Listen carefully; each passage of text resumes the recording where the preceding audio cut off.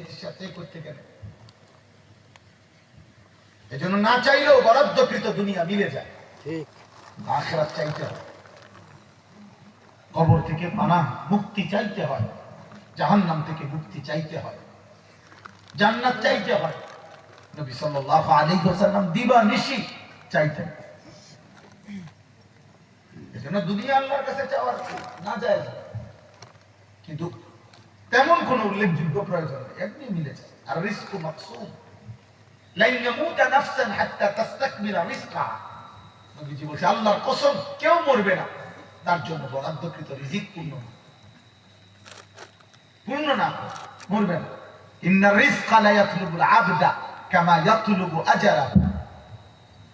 নবীজি বলেন তোমার রিজিক তোমাকে এভাবে তালাশ করে নিবে, তোমার মৃত্যু যেভাবে তোমাকে তালাশ করে।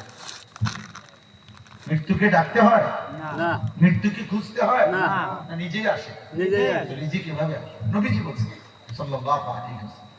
না বল, এজন্য কিশোর নওজোয়ান প্রিয় ভাই বাবা, নিজেকে একদম ফালতু বানায় না।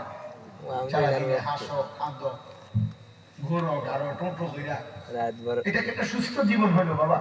না। 24 ঘন্টার মধ্যে তোমার কোনো লক্ষ্য নাই, উদ্দেশ্য নাই, জীবনের কোনো আগা নাই, মাথা নাই। কেন হাসো, কেন কাঁদো, কি দেখো মোবাইলে, কি করলে না